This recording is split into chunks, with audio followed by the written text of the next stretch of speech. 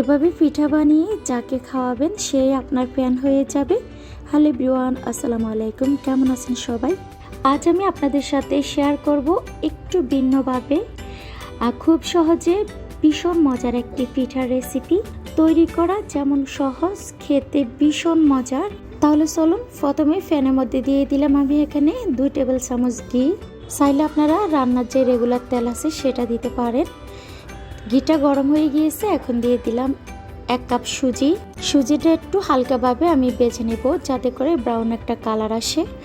তারপরে দিয়ে দিব এখানে লিকুইড দুধ, আগে থেকে জাল করা দুধটা আমি দিয়ে দিলাম। একটু নেড়ে ছেড়ে এখন দিয়ে দিব এখানে চিনিটা আমি আমার মতো করে দিয়েছি। আর দিয়ে দিলাম এখানে মেজারমেন্ট কাপে 1 কাপ গুঁড়ো দুধটা দিয়ে আমি এখন একটু নেড়ে ছেড়ে রান্না করে নেব। আমি যে পিঠাটা বানাবো সেই পিঠার খিরসাটা আমি প্রথমে তৈরি করে নিতেছি। এখন দিয়ে দিলাম স্বাদ মতো লবণটা দিতে আমি ভুলে গিয়েছি, এখন দিয়ে দিলাম। তারপরে নেড়ে ছেড়ে আমি কিছুক্ষণ রান্না করে নেব। দেখতে তো পাচ্ছেন, যখন কিন্তু ঠান্ডা হবে তখন আরও একটু টাইট হয়ে যাবে। এখন আমি পিঠাটা বানানোর জন্য প্রথমে ডিম 2টো দিলাম, তারপরে দিলাম চিনি দিয়ে আমি হ্যান্ড উইক্স দিয়ে একটু ভালোভাবে মিক্স করে নেব। মিক্স করা হয়ে গিয়েছে, এখন আমি দিয়ে দিব সামান্য একটু তেল, 2 টেবিল চামচের মতো সয়াবিন তেল। তারপরে আমি আবারও সব কিছু মিশিয়ে নিয়েছি।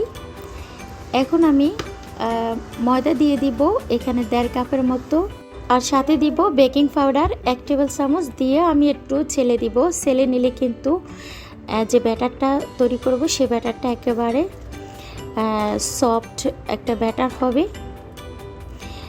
এই যে অল্প অল্প করে আমি লিকুইড দুধ দিয়ে একটা ব্যাটার তৈরি করে নেব।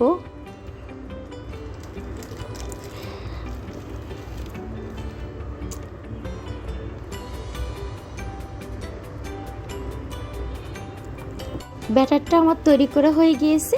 এখন আমি দিয়ে দিব এখানে সামান্য একটু লবণ, আর এখানে দিলাম অরেঞ্জ ফুড কালার। এই ফুড কালারটা অপশনাল, আমি একটু দিয়েছি যাতে করে কালারটা সুন্দর আসে।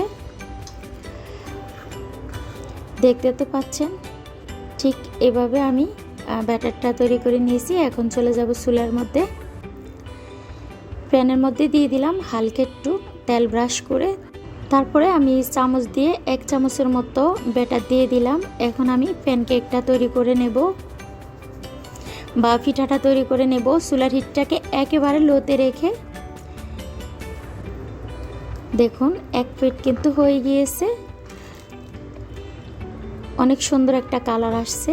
এভাবে আমি কিন্তু আরেকটি পিঠা আপনাদেরকে বানিয়ে দেখাবো। চাইলে আপনারা এই পিঠাটা এমনি তো খেতে পারেন, বাচ্চারাও পছন্দ করবে।